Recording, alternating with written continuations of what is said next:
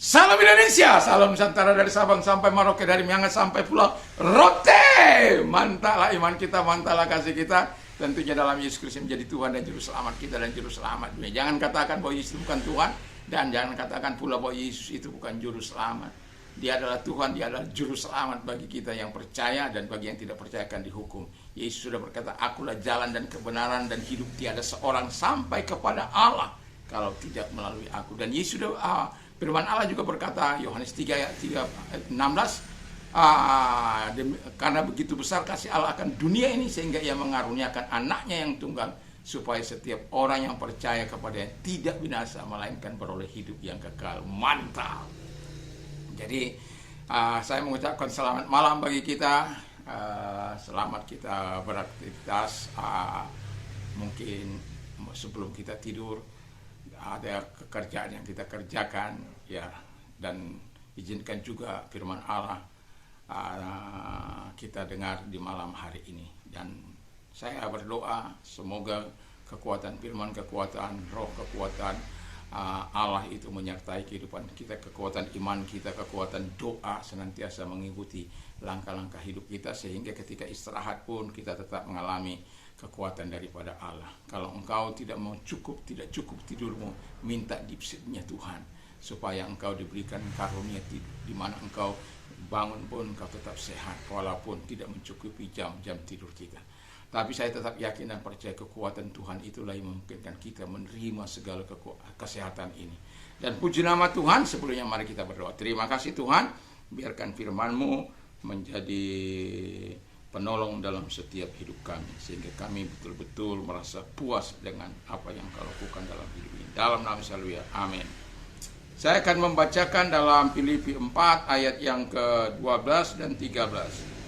Aku tahu apa itu kekurangan dan aku tahu apa itu kelimpahan. Dalam segala hal, dalam segala perkara, tidak ada sesuatu yang merupakan rahasia bagiku, baik dalam hal kenyang maupun dalam hal kelaparan, baik dalam hal kelimpahan maupun dalam hal kekurangan. Segala perkara dapat kutanggung di dalam Dia yang memberikan kekuatan padaku. Haleluya. Puji nama Tuhan. Tema kita, bisa puas di dalam segala situasi. Ya, bisa puas di dalam segala situasi.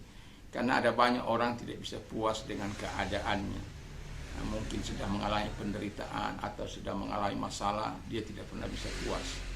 Tadi pagi saya mengatakan bagaimana supaya kita mengalami kepuasan yang sejati dan tetap mengalami pertumbuhan kalau kita melakukan ibadah kita, baik di mana saja, baik pagi, baik siang mungkin, atau malam, atau kapan saja kita melakukan ibadah kita melakukan sebagaimana yang diharapkan oleh Tuhan, menghormati Tuhan dan menghargai Tuhan dengan segenap hati kita, berpusat pada Kristus hidup kita, dan puas dengan apa yang Tuhan lakukan, sebagaimana Paulus.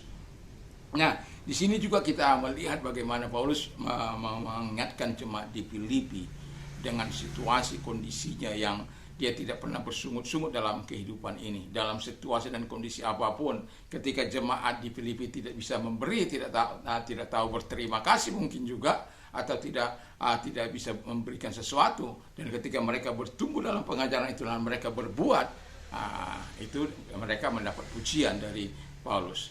Tetapi saya mau katakan, Paulus bisa merasa puas, bisa puas dalam segala situasi. Karena apa? Ya, yang pertama dikatakan bisa melihat kehidupan dari sudut pandang Allah. Haleluya. Jadi kalau kita bisa melihat kehidupan ini dari sudut pandang Allah, pasti indah, ya. Kalau kita tidak bisa melihat kehidupan ini dari sudut pandang Allah, kita akan bersungut-sungut. Kalau hanya dari sudut pandang kita manusia yang terbatas ini, maka kita akan katakan, kejamnya Engkau Tuhan, hancur mina. Kenapa enggak Kau berikan aku Tuhan? Sungut-sungut akan menjadi bagian hidup kita seperti orang Israel, karena tidak bisa melihat dari sudut pandang Allah. Nah, ketika kita bisa melihat dari sudut pandang Allah, maka kita akan menikmati hidup ini walaupun dalam kekurangan. Sebagaimana firman Allah katakan, walaupun aku dalam kekurangan, walaupun aku dalam kelimpahan, walaupun dalam kenyang, walaupun dalam lapar. Wow. Jadi bagi dia nggak ada yang misteri, nggak ada yang rahasia. Dia tahu mengatasinya karena dia tahu, dia dapat melihat dari sudut pandang. Ketika dia kelaparan, oh terima kasih Tuhan, kau berarti suruh aku untuk puasa, mungkin saja begitu. Atau ketika dia mengalami kekurangan, supaya aku lebih sungguh-sungguh kepada Tuhan. Dia tidak pernah menghukum dirinya, dia tidak pernah menghukum Tuhan, dia tidak pernah menghukum siapapun. Jemaat Tuhan di Filipi, enggak pernah. Tetapi dia mengucap syukur. Nanti ada bagian itu. Itu sebabnya pentingnya kita melihat kehidupan ini dari sisi ilahi. Ketika kita bisa melihat dari sisi ilahi, maka kita akan bisa puas. Kita tahu itu apa kekurangan, kita tahu itu apa kelimpahan, kita tahu itu apa kenyang, kita tahu itu apa lapar, kita tahu itu apa sakit. Kita tahu.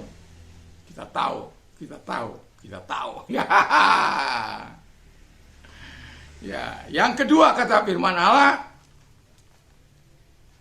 karena Paulus itu bisa fokus kepada yang ada. Jadi siapa yang ada? Dia bisa fokus kepada yang ada. Yang pasti ada itu pasti Tuhan. Haleluya. Dia bilang begini, Tuhan, ini loh kantong saya. Lagi kosong. Ini loh Tuhan, lagi keadaan saya terjepit ini. Lagi situasi saya sulit ini Tuhan. Buka pintu rahmat, buka pintu kemurahan. Buka pintu. Kalau belum dia dapatkan, dia segala perkara dapat kutanggung dalam dia yang berikan kekuatan kepada aku. Wow, mantap kan? Jadi kalau yang bisa melihat, bisa fokus kepada yang ada, wow, itu luar biasa. Bukan fokus kepada yang tidak ada. Ada banyak orang fokus kepada yang tidak ada. Orang Israel tidak melihat bumbu-bumbu masak yang tidak ada daging, tidak ada bawang, cabai, bawang pre, dan macam-macam mereka sebutkan hanya untuk marah bersungut-sungut kepada pimpinannya, yaitu Musa. Sampai seringkali saya bilang begini, kalau orang sudah mulai mancing-mancing, ya mancing-mancing supaya kita marah apa begitu kan, gitu. Seringkali saya bilang begini, jangan gara-gara Anda saya akan ketinggalan.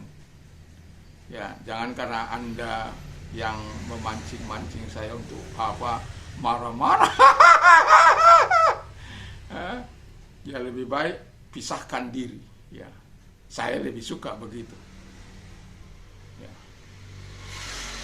Karena kita melihat bagaimana akhirnya, walaupun siapa tidak terpisah dari Tuhan, tetapi dia tidak bisa menginjak tanah perjanjian yang dipimpinnya selama 40 tahun. Itu kan satu kesedihan. Bahkan setelah mau sampai di pinggirnya, dia katakan, Musa, naik kau ke gunung Nebo. Sebelumnya kepada Harun, karena mereka tidak diperbolehkan masuk. Harun, kau naik, karena sudah mau sampai ini. Masih dalam kekuatan yang prima ini dia. Walaupun sudah 120 tahun, buktinya dia masih naik ke gunung Nebo. Ke gunung Hor. Musa naik ke gunung Nebo dan diambil di situ.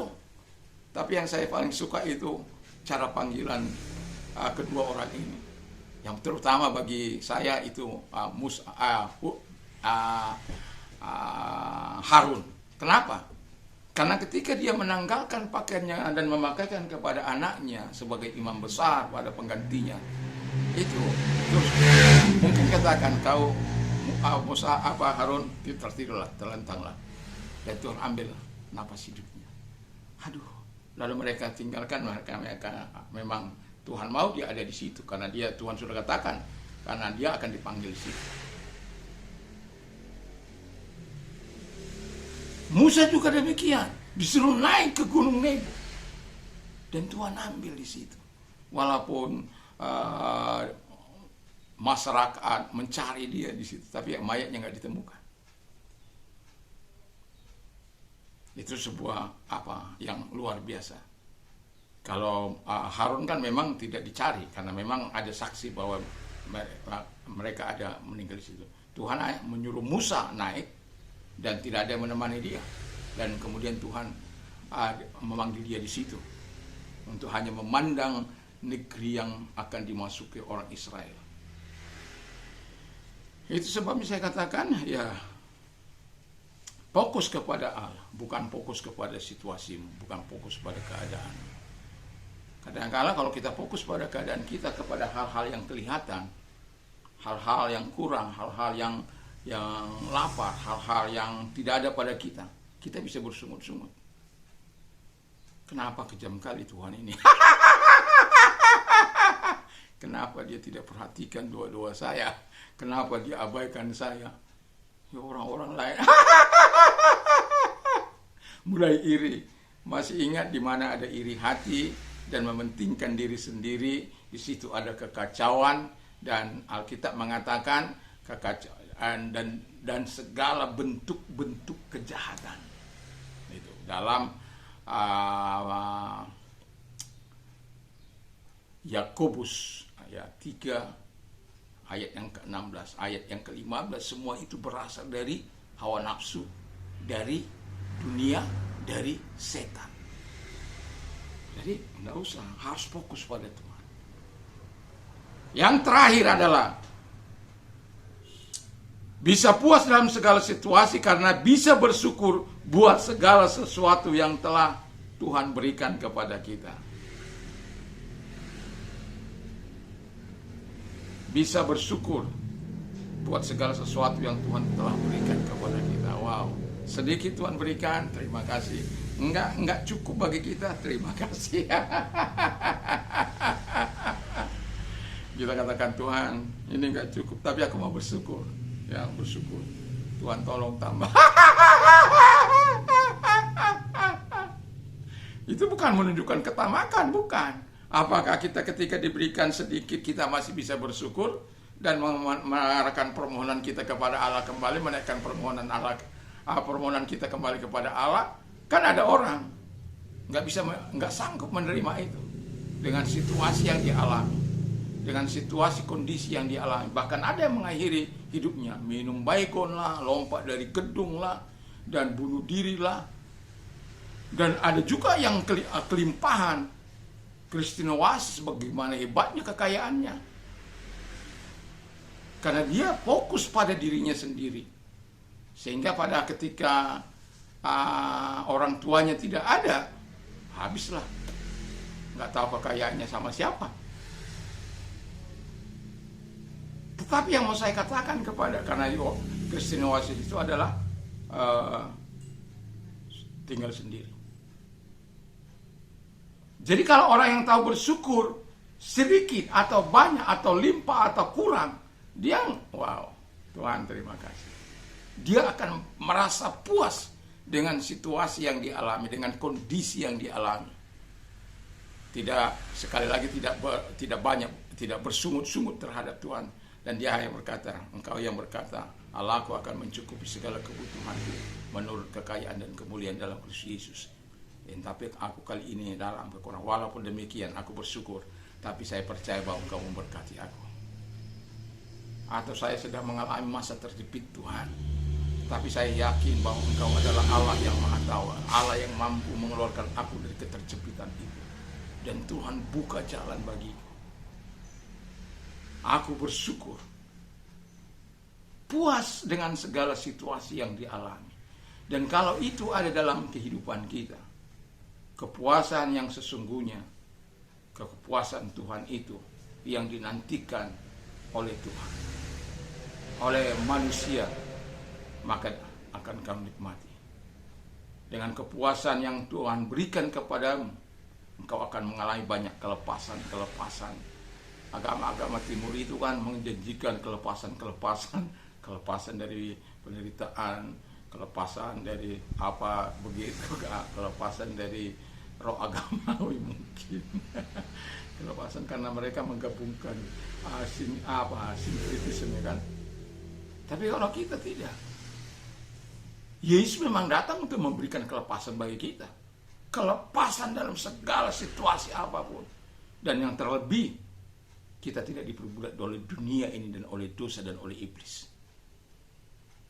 Dan itu sebabnya,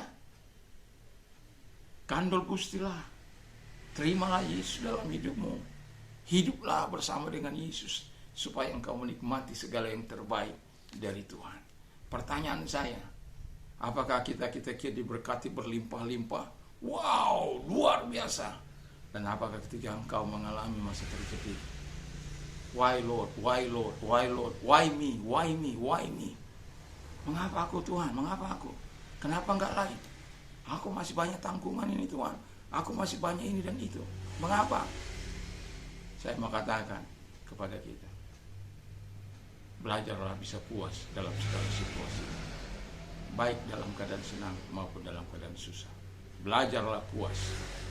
Kalau bisa engkau puas dalam situasimu, bersyukurlah, karena seluruh kekuatan Tuhan sedang berada dalam hidupmu. Karena Paulus berkata, segala perkara dapat kutanggung di dalam Dia yang memberi kekuatan kepadaku. I can do all things through Christ who strengthen me.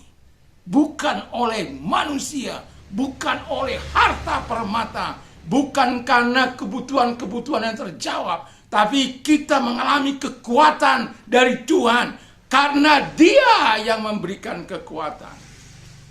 Jadi kalau Dia memberikan kekuatan, seharusnya kita mendekatkan diri kepada Dia, kita semakin cinta pada Dia, semakin kasih kepada Dia, dan semakin memberikan yang terbaik bagi Tuhan. Mari kita tunduk kepala dan kita berdoa. Dan kalau engkau sakit, percayalah Tuhan mau menyembuhkan engkau.